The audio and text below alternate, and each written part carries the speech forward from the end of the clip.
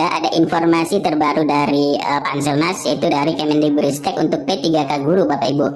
Ini ada informasi dari Bapak Andika dari Koordinator Perencanaan dan Pengadaan Kemendikbudristek terkait dengan menu yang dari SSCSN Bapak Ibu ya. Nah, di sini kan yang terdapat yaitu mohon maaf, formasi instansi sudah tidak tersedia, kemudian ada helpdesk. Nah, Bapak Ibu, di sini ada informasi terbarunya setelah ditanyakan ke Bapak Andika ya. Di sini katanya kan, tapi kenapa setelah saya turun prioritas begini jawabannya ya. Jawabannya, formasi instansi Anda tidak tersedia dan Anda tidak bisa melanjutkan ya pendaftaran ini. Nah, ini Bapak Ibu ya, penjelasan dari Bapak Andika untuk P1 yang daerahnya membuka formasi. Panitia ini akan menghubungi kembali menjelang akhir pendaftaran nanti Bapak Ibu, yaitu sekitar tanggal 10 atau 11.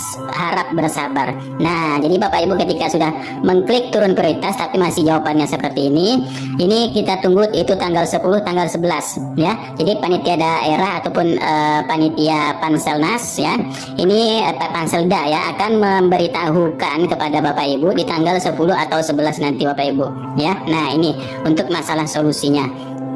Lanjutnya Bapak Ibu, di sini ketika di sini kan ada untuk yang turun prioritas Bapak Ibu ya, turun prioritas untuk di SSCSN Bapak Ibu, dan keterangannya Anda tidak mendapat penempatan, Anda diperbolehkan untuk turun prioritas. Nah, ini tadi Bapak Ibu ya, tanggal 10, tanggal 11. Jadi kemudian berarti di sini sudah ditanyakan ya, berarti di sini jangan dulu turun prioritas Pak ya. Nah, jadi menurut dari Bapak Andika, apakah jangan dulu turun prioritas di sini? Jadi tidak apa-apa Bapak Ibu, tidak apa-apa Bapak Ibu mengklik turun prioritas karena data P1 ataupun yang lulus passing grade Bapak Ibu ini masih tetap terekam ya.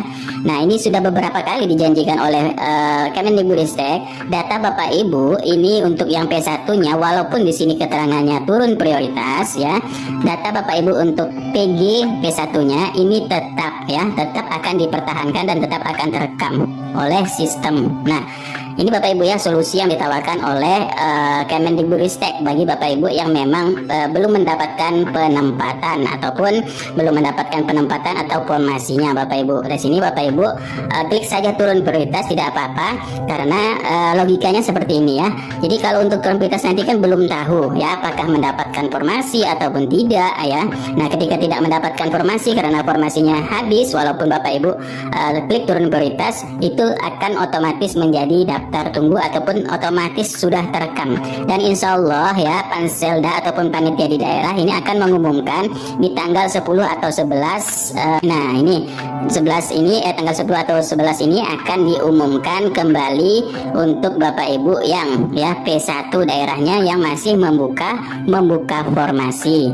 Nah, selanjutnya Bapak Ibu, di sini ada sobat TPMDS juga mengkritiki terkait dengan turun prioritas ini. Nah, katanya di sini turun prioritas hanya untuk guru yang tidak waras yang bisa memilih turun prioritas. Kebijakan model apa ini? Itu sudah tergolong masalah baru. Nah, Bapak Ibu, turun prioritas ini sebenarnya kata-kata yang tidak asing sebenarnya ya, karena ini sudah disampaikan sebelum-sebelumnya oleh Bapak Andika. Dan ini pun Bapak Ibu ya, ini adalah permintaan guru-guru honorer yang saat beraudensi bersama Kemendikbudristek. Permintaannya adalah permintaan mencarikan solusi jika Bapak Ibu tidak mendapatkan formasi atau tidak mendapatkan penempatan ya.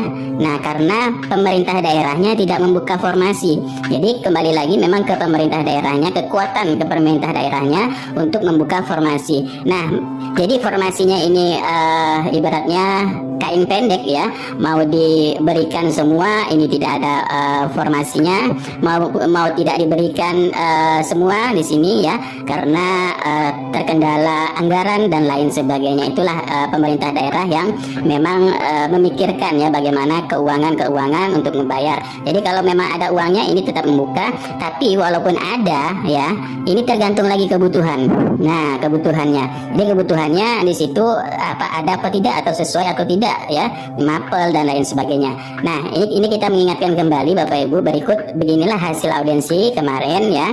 Jadi Bapak Ibu di sini masing-masing sih, memang masing-masing pendapatnya masing-masing, tetap menghargai apapun pendapat orang lain Bapak Ibu ya. Tapi di sini memang hasil dari audiensi kemarin, beginilah solusi yang dicarikan daripada memang tidak mendapatkan penempatan, tidak mendapatkan formasi, lalu tetap menunggu yang tidak ada pastinya. Nah itu Bapak Ibu ya. Nah ini berikut kemarin kita ingatkan kembali dari Bapak Andika.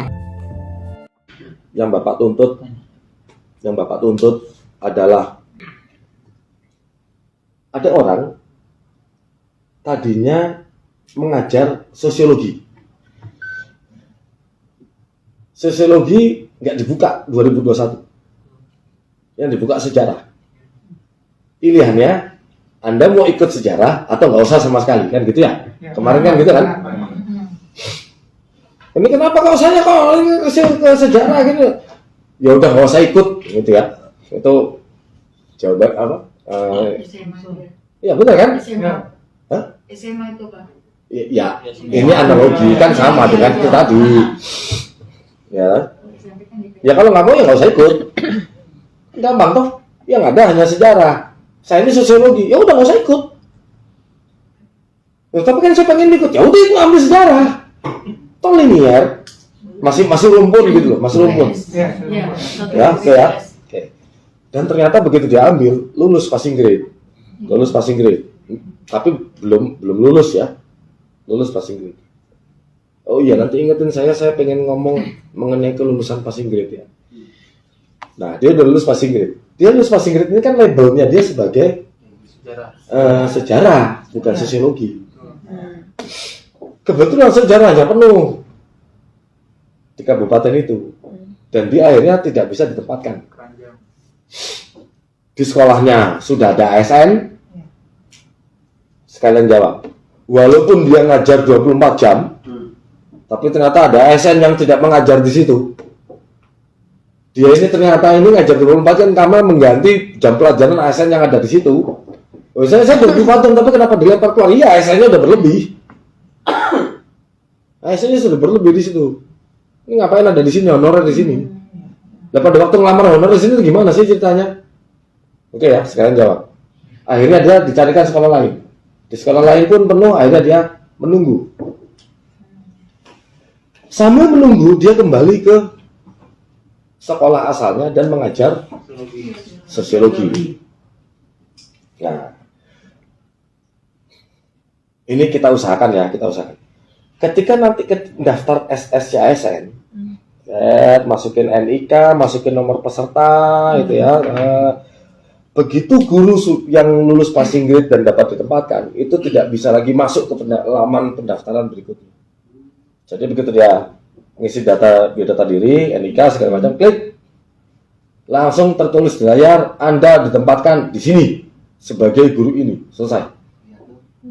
Tinggal tunggu pengangkatan untuk yang bisa ditempatkan. Nah ini kan pertanyaannya, ini gimana nih yang belum bisa ditempatkan kan gitu ya? Benar Pak. Dia isi, dia menunggu kan, dia sebagai P1 berarti kan, dia sebagai P1 nunggu. Anda menunggu formasi. Nah ini yang saya lagi pengen tawarkan ke Pansel. Harusnya statusnya dia tuh bisa jadi pilihan. Dia tetap P1 sebagai guru sejarah, atau dia turun menjadi P3 sebagai sosiologi. Harusnya bisa begitu.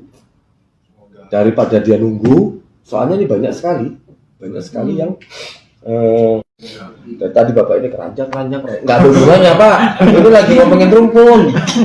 Pertanyaannya PKWU dari berbagai macam apel. Dia nanya kalau latar belakangnya berbeda dengan PKWU seperti apa. Tapi kalau ini Pak, yang PKWU itu lebih ke PKK itu kan hampir sama PKWU dengan PKK itu kayak gitu. Sebenarnya PKW itu lari ke ekonomi Pak sebenarnya sih kalau menurut saya. Kan dia kewirausahaan. Udah.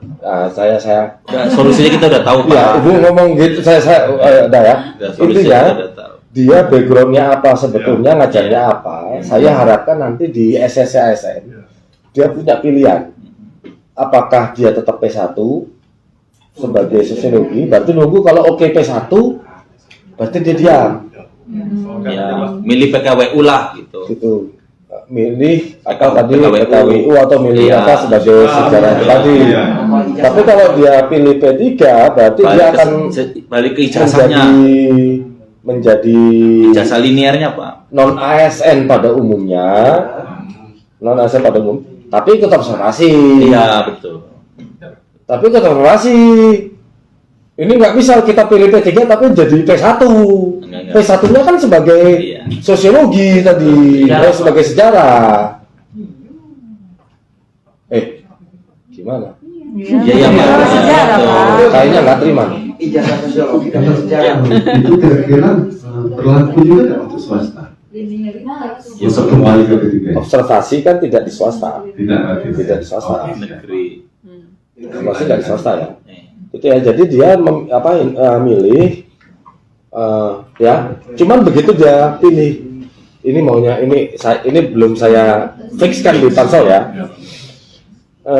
Begitu dia milih P3, dia harus menjalani seluruh persyaratan SOP administrasi yang dilakukan di P3. Berarti dia tetap harus ikut observasi. Iya. Harus bersaing dengan pelamar-pelamar lain ketiga. Ini ada informasi juga. Nah, terkait di sini sudah ditanyakan ke Bapak Andika, gimana tindak lanjut yang waiting list ini ya, yang waiting list ini jika Bapak Ibu menjadi daftar tunggu. Sedangkan saya sudah tidak bekerja lagi di sekolah karena sudah kelebihan guru ya. Ini Bapak Ibu. Jadi ini kata Bapak Andika ya. Ini bisa ikut ya jika sudah mendapat penempatan, maka tidak bisa ikut observasi jika sudah mendapat penempatan. Jika Bapak Ibu belum mendapat penempatan, ini maka turun prioritas. Dan Bapak Andika juga bertanya kembali ya, tidak ada tampilan untuk turun prioritas di sini Bapak Ibu. Ya, jika Bapak Ibu sini tidak ada tampilan untuk turun prioritas atau P1 ini, apakah hilang? Dan di sini Bapak Ibu ya sudah kembali lagi, yaitu di sini P1 ini akan diumumkan jika nanti tanggal 10 atau 11, harap bersabar ya. Jika Bapak Ibu masih terdapat formasinya di daerah ini Bapak Ibu ya. Jadi akan dihubungi kembali untuk tanggal 10 atau 11 untuk P1 yang memang belum mendapatkan formasi atau yang menjadi waiting list di sini.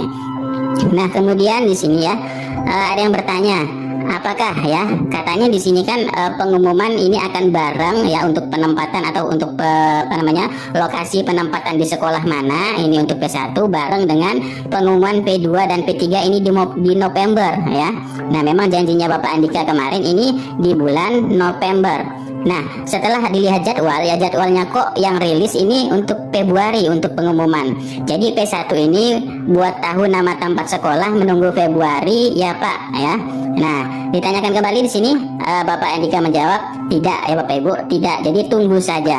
Artinya ini tidak Februari ya, berarti Bapak Ibu ditunggu saja ya. Nanti juga ada pengumuman dari pemerintah daerah di tanggal 10 atau 11 nanti Bapak Ibu. Nah, lanjutnya Bapak Ibu, di sini kan ada informasi terbaru ini dari rekan, yaitu dari yang sudah ikut rakor kemarin ya, bagaimana teknisnya. Ini ada untuk yang prioritas 3 Bapak Ibu ya, untuk yang prioritas 3 ataupun untuk yang observasi. Namun yang observasi juga mendapat informasi terkait, mohon maaf, formasi pada instansi sudah tidak tersedia, Anda tidak dapat melanjutkan pendaftaran ini. Nah, ada di sini untuk keterangannya Bapak Ibu ya. Jika Bapak Ibu mendapatkan notif seperti ini untuk prioritas 3 ya. Di sini yang pertama Bapak Ibu, Pemda tidak membuka formasi di lembaganya ya. Jadi Pemda ini tidak membuka formasi di lembaganya. Yang kedua yaitu formasi di lembaganya ini sudah sedang diisi oleh pelamar P1. Nah, jika Bapak Ibu P3.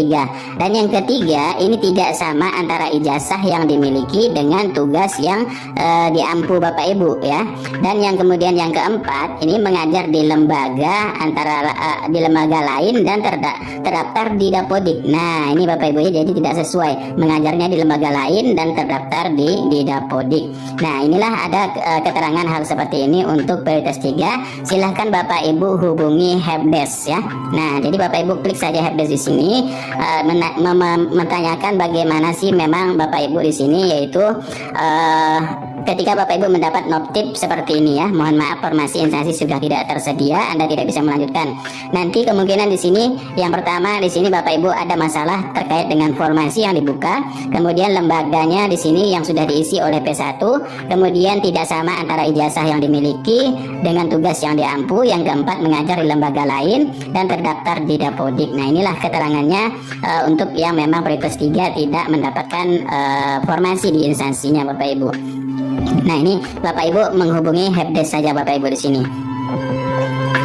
Oke, lanjutnya di sini Bapak Ibu untuk informasi sedikit, yaitu ketika kita login untuk yang P1 Bapak Ibu ya, ini kita mengulas kembali sedikit saja dan terkait dengan pengisian data dan data riwayat hidup untuk prioritas 1. Nah, Bapak Ibu ketika login awal di sini kan memang tertera tampilan ini mendaftar sebagai apa untuk P3K guru ya.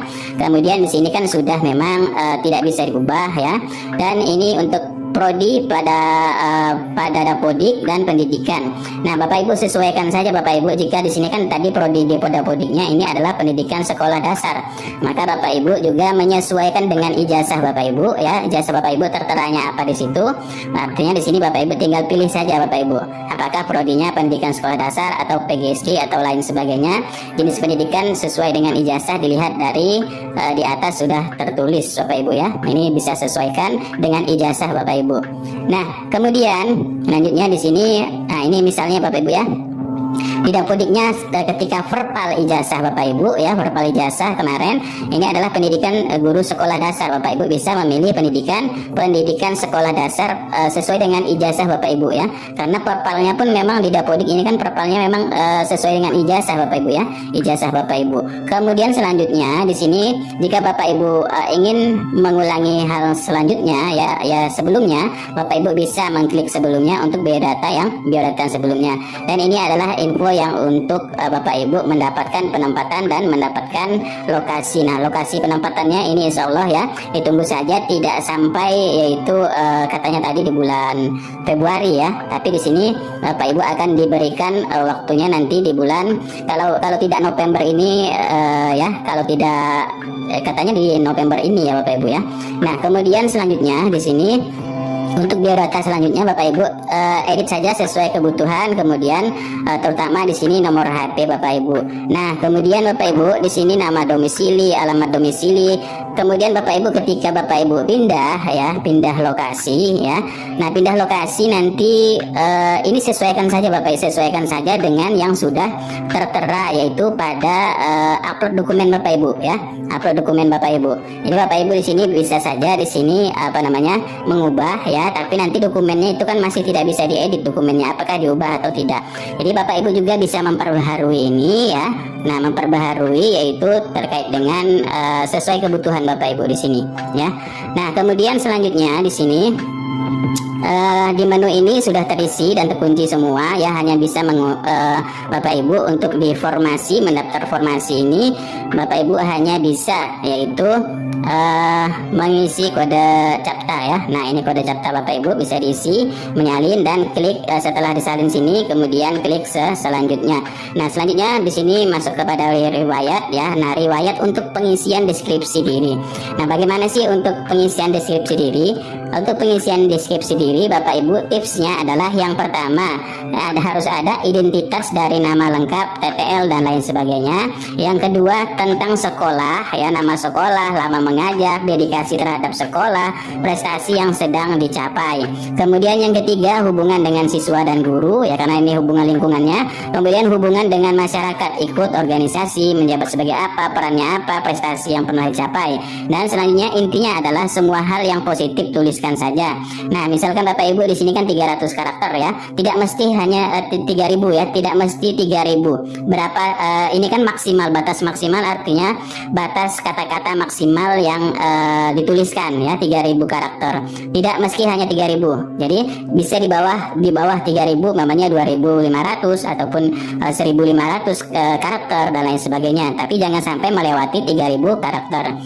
Misalkan di sini ya contohnya, perkenalkan saya, ini siapa, lahir di mana, pada tanggalnya, menjadi guru SD dari sini ya, kecamatan, kabupaten, provinsi. Saya sudah menjadi guru honorer selama kurang lebih sekian tahun, alhamdulillah sampai sekarang diberikan kesempatan mengabdi di bidang ya. Tidak hanya itu, saya juga mengabdi sebagai sekretaris tingkat SD, RT di kampung halaman saya. Saya juga saat ini masih aktif di bidang kepemudaan masyarakat, contohnya ikut gabung di Karang Taruna tingkat desa ya. Kemudian demikian ini saya tulis dengan sebenarnya, terima kasih. Nah ini sedikit contoh Bapak Ibu ya. Dan kemudian setelah Bapak Ibu mengisikan deskripsi, Bapak Ibu bisa mengisikan yaitu lanjut riwayat pendidikan mulai dari awal ya, SD sampai S1 Bapak Ibu. Ya di sini Bapak Ibu klik tambah saja, misalkan di sini sarjananya apa, kemudian di sini nanti untuk SMA-nya ya, ataupun SLTA ataupun SMP-nya dan SD-nya sampai mulai dari tingkatan SD ya, SD, SMP, SMA, SLTA ataupun S1. Nah ini ya untuk pengisian riwayat pendidikan. Kemudian pengalaman kerja Bapak Ibu bisa ditulis seandainya Bapak Ibu bekerja di kabupaten mana menjadi guru tidak tetap namanya GTT. Ini mulai tanggal ya tanggal 1 bulan 10 2012, kemudian tanggal selesainya tanggal 31 bulan 12 2016 seandainya seperti ini. Nah, Bapak Ibu bisa tuliskan seandainya di sini dari 2012 sampai 2022. Nah, bisa Bapak Ibu ya, karena di sini instansinya sama. Jika instansinya berbeda, tuliskan tambahkan kembali untuk pekerjaan. Dan selanjutnya di sini misalkan untuk tambah pendidikan tadi ya, mulai dari SD tingkatannya, jurusannya ya. S1 ini jurusan tertera pada ijazah, SMA ini tertera pada ijazah juga sampai SD-nya tertulis di ijazah SD. Nama sekolah jelas, tahun masuk ini harus jelas ya, tahun lulusnya jelas, gelarnya harus jelas, dan akreditasi tidak mengetahui cukup diberi tanda strip ya. Jika Bapak Ibu tidak mengetahui akreditasinya, bisa Bapak Ibu berikan strip saja. Tapi Bapak Ibu bisa searching ya di Google di daerah Bapak Ibu, namanya di SD mana, itu bisa di searching Bapak Ibu. Jadi akreditasi Bapak di sekolah Bapak Ibu itu apa ya, pas ketika Bapak Ibu tahun kemarin.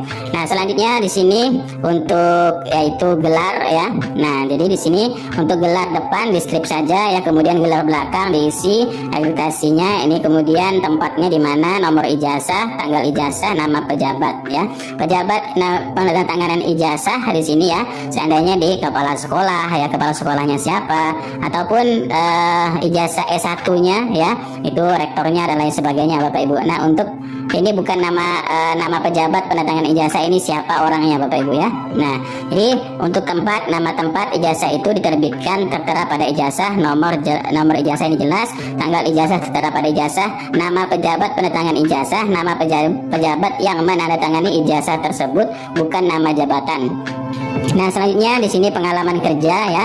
Nah pengalaman kerja tadi ya, pengalaman kerja di sini tambah yaitu mengajar di mana. Nah dalam pengisian pengalaman kerja tambahkan 2 riwayat di SK awal ya. SK awal ini dengan pejabat penandatanganan kepala sekolah, tahun awal bekerja TMT-nya bekerja, dan tahun akhir 31 Desember 2016 misalkan. Nah sebelumnya diterima SK dinas, untuk gaji ini 0. Dan yang kedua diisi SK kepala dinas seandainya ya, di sini ya pejabat penandatanganan dinas, tahun awal bekerja namanya di sini 3 Januari 2017, tanggal SK kepala dinas, dan tahun akhir 31 Desember 2022. Gaji yang kita terima saat ini adalah insentif ya. Nah ini Bapak Ibu, di sini tanggal mulai, tanggal selesai ya, sesuaikan saja dengan SK. Seandainya SK awal ini adalah SK kepala sekolah, dan ada juga di sini ada SK dinas. Dan selanjutnya, nah ini Bapak Ibu ya untuk pengalaman kerja, Bapak Ibu bisa mengisinya dalam pengisian pengalaman kerja tambah 2 riwayat. Ini SK yaitu SK kepala sekolah, gajinya ini bisa 0 ya, dinolkan saja. Kemudian SK kepala dinas ya, di sini insentifnya di sini berapa, bisa gaji pokoknya. Dan selanjutnya di sini Bapak Ibu riwayat organisasi, masalah riwayat organisasi misalkan di sini pengalaman yang dapat diisi untuk organisasi apa saja yang diikuti baik dalam dalam kedinasan maupun kemasyarakatan. Pengalaman kursus latihan dapat diisi KMD, KML, IKM, dan diklat-diklat yang dipunya Bapak Ibu ya. Dan yang ketiga, pengembangan profesi dapat diisi jika memiliki PTK, kemudian best practice, kemudian buku-buku karya sendiri ya, karya ilmiah dan lain sebagainya. Nah, dari ketiga tersebut ini memang tidak wajib diisi, bisa klik selanjutnya jika Bapak Ibu memang ya tidak memiliki, yaitu tambahan kursus, organisasi ataupun pengembangan profesi. Nah, selanjutnya unggah dokumen. Nah, di dalam untuk P1 sendiri Bapak Ibu ya, P1 sendiri unggah dokumen di sini tidak perlu. Dan apakah perlu e-materai? Tidak perlu Bapak Ibu ya. Karena Bapak Ibu di sini ketika Bapak Ibu lihat di sini kan sudah tertera materai kemarin yang saat mendaftar, masa mau ditimpa lagi dengan e-materai? Tidak bisa Bapak Ibu ya. Ini untuk yang e-materai adalah untuk yang pendaftar baru Bapak Ibu. Nah, dalam unggahan di sini e-materai ini diabaikan saja, klik selanjutnya Bapak Ibu ya. Nah, kemudian di sini untuk menu dari resume ya, menu resume Bapak Ibu checklist saja semuanya, checklist ya. Dan Bapak Ibu memang pastikan ini benar-benar, jangan terburu-buru Bapak Ibu ya. Benar-benar memang sesuai dengan sudah yang data Bapak Ibu isikan di sini. Nah, kemudian kita sebelumnya di sini kan kartu penduduk KTP ya, di sini yang dukcapil, kependudukan dan lain sebagainya. Seandainya Bapak Ibu saat ini pindah lokasi atau pindah KTP Bapak Ibu ya. Nah, karena di sini tidak bisa diupload, diunggah ya, ataupun sudah sesuai dengan yang kemarin ya di sini. Nah, Bapak Ibu di sini jika tertera unggah, kemungkinan masih bisa diupdate ya.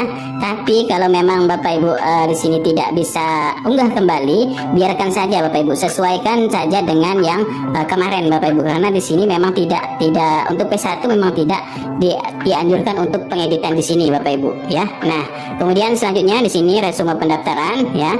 Nah, Bapak Ibu jika sudah semua, jadi jangan terburu-buru di sini Bapak Ibu, pastikan dulu semua ya, baru Bapak Ibu bisa checklist dan klik selanjutnya dan akhiri pendaftaran. Nah, ini ya untuk proses akhiri pendaftaran. Jadi Bapak Ibu akan diberikan yaitu kartu pendaftaran tersebut.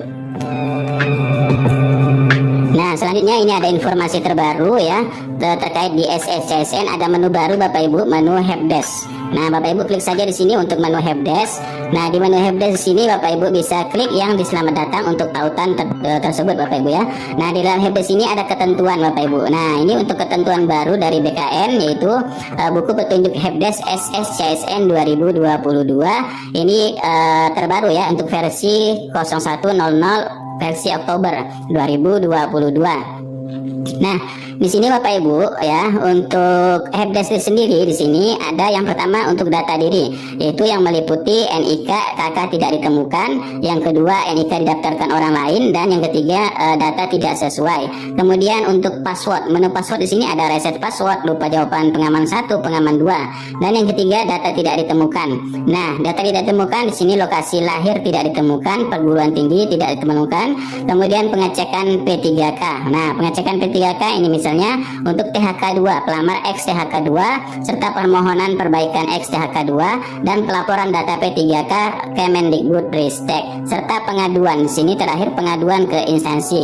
Apa saja yang diadukan Bapak Ibu? Di sini pengaduan untuk instansi ya. Pengaduan ke instansi ini yang dilamar Bapak Ibu ya, umpamanya di SD mana, di dinas pendidikan mana ya.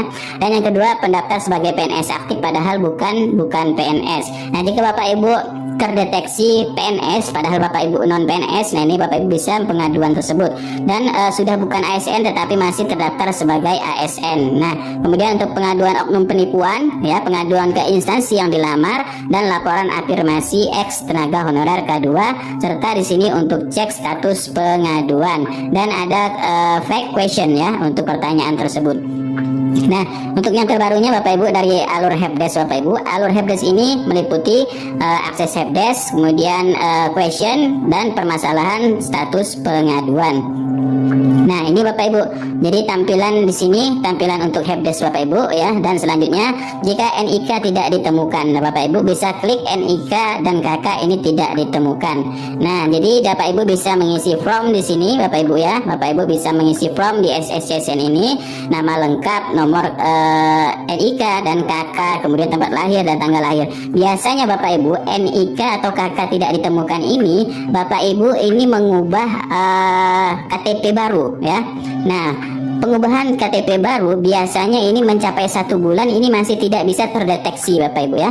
Kemarin kami juga pernah mengubah hal ini, tapi ketika mendaftar ini masih belum bisa terdeteksi karena belum pembaharuan pada Dukcapil, masih terdeteksi yang NIK lama ya. Nah, kemudian di sini Bapak Ibu juga bisa menghubungi Halo Dukcapil ya. Mudah sekali di sini Halo Dukcapil, yaitu hotline-nya di sini, kemudian bisa WhatsApp, bisa SMS, dan bisa mengirim ke email ya untuk ke Dukcapil Bapak Ibu permasalahan NIK. Nah, yang kedua NIK didaftarkan orang lain. Nah, Bapak Ibu bisa mengklik yaitu NIK didaftarkan orang lain di sini. Nah, ini bantuan pelamar ini di sini Bapak Ibu harus mengunggah yaitu memegang selfie, foto KTP, kemudian foto KTP dan file KK. Bapak Ibu harus melampirkan ketiga hal tersebut ya, selain dari melengkapi data ini. Dan selanjutnya di sini Bapak Ibu bisa mengecek nomor tiket Bapak Ibu ya. Di sini akan Bapak Ibu tertera nomor tiket untuk mengecek setiap pengaduan Bapak Ibu. Nah, data tidak sesuai. Nah, jika Bapak Ibu data tidak sesuai, di sini Bapak Ibu masuk ke menu data tidak sesuai, masukkan yaitu NIK, nomor KK, tempat lahir, KTP ya, juga kode daftar di sini Bapak Ibu klik submit. Bapak Ibu juga akan diberikan yaitu nomor tiket pengaduan. Dan selanjutnya untuk mereset password ya, masuk ke menu reset password di sini. Oke, masukkan saja Bapak Ibu nama, kemudian NIK, nomor KK, tempat lahir, tanggal lahir, pertanyaan pengaman 1, pengaman 1 ya. Nah, jika Bapak Ibu di sini lupa pengaman 1, Bapak Ibu bisa masuk ke pengaman 2 ya. Lupa pengaman 2, di sini masuk saja Bapak Ibu. Ini baru kemudian Bapak Ibu klik submit ya. Nah, jadi di sini Bapak Ibu akan diberikan ubah password reset ini berhasil melalui SSCSN.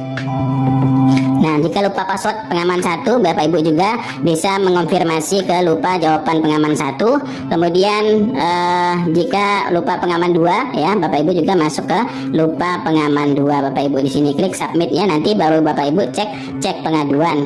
Dan cek pengaduan nomor tiketnya ini biasanya berapa lama untuk pengaduan tersebut tergantung pada antrian Bapak Ibu ya. Karena banyak sekali memang yang melakukan pengaduan dan Bapak Ibu terdapat antriannya ini ya, tambahnya di sini antrian 001, 8001 dan lain sebagainya. Tergantung dari antrian berapa lama Bapak Ibu akan diproses. Kemudian data tidak ditemukan atau lokasi lahir ini tidak ditemukan, masuk saja Bapak Ibu ke menu lokasi lahir tidak ditemukan, nama lengkap ya, kemudian KK, kemudian KTP, NIK ya, dan luar negeri atau di dalam negeri, masukkan pada daftar kemudian submit ya.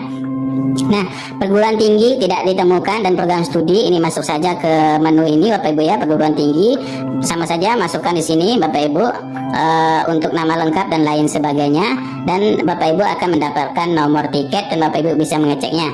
Untuk nomor peserta THK 2 ya, Bapak Ibu juga diberikan tiket. Kemudian penomoran perbaikan X THK 2 ya. Nah, ini biasanya ini jika sudah dikonfirmasi cepat ini Bapak Ibu karena datanya juga langsung dari BKN. Nah, kemudian pelaporan data P3K guru untuk dari Kemendikbudristek ya. Nah, jadi fitur ini digunakan pelamar datanya tidak terdapat dalam data di Kemendikbud atau di Dapodik Bapak Ibu. Jadi pelaporan data ini akan masuk dan menjawab pada helpdesk Kemendikbudristek atau Anda tidak dapat melapor ke helpdesk Kemendikbudristek di sini ya. Nah, juga diberikan nomor tiket tersebut. Pengaduan ke instansi yang dilamar ya, instansi yang dilamar ini adalah kepaduan BKD ataupun BKPSDM ataupun yang di daerah Bapak Ibu ya, Disdik Bapak Ibu di sini. Nah, kemudian selanjutnya terdaftar sebagai PNS aktif padahal bukan PNS, dan ini ketika Bapak Ibu mendaftar, Bapak Ibu dinyatakan PNS ya. Nah, ini Bapak Ibu bisa melakukan juga helpdesk di sini. Dan juga status bukan ASN tetapi masih terdaftar sebagai ASN, Bapak Ibu juga bisa mengadukan pada helpdesk-nya. Dan selanjutnya untuk pengaduan oknum penipuan, nah ini wajib sekali Bapak Ibu ya, jika memang ada yang meminta uang dan lain sebagainya di sini untuk meloloskan Bapak Ibu, dan Bapak Ibu mengetahui oknumnya ya, di sini Bapak Ibu bisa melaporkan oknum penipuan tersebut, dan Bapak Ibu diberikan yaitu nomor tiket tersebut juga. Laporan ketidaksesuaian data, nah ini untuk laporan ketidaksesuaian data Bapak Ibu bisa Bapak Ibu masuk ke ketidaksesuaian data, nama lengkap, nomor induk Bapak Ibu isikan sesuai yang tertera, nanti Bapak Ibu diberikan nomor tiket tersebut ya. Nah, ini untuk laporan afirmasi X Naga Honorer K2. Selanjutnya untuk cek status pengaduan, Bapak Ibu bisa mengklik layanan helpdesk cek status pengaduan, nomor tiket yang sudah diberikan dan NIK ini 16 karakter. Bapak Ibu cek status pengaduannya secara berkala, Bapak Ibu. Dan di sini untuk jawaban pengaduan ya, Bapak Ibu bisa tertera nanti tanggal pengaduan, kemudian aduan dari instansi umpamanya di sini. Jawabannya di sini akan ada jawaban dari helpdesk-nya. Nah, untuk question pertanyaan-pertanyaan masuk saja Bapak Ibu pada questionnya untuk P3K guru, CPNS ataupun P3K non guru ya. Nah itulah sedikit informasi terbaru untuk P3K tahun 2022. Semoga ini bisa sedikit membantu, kurang lebihnya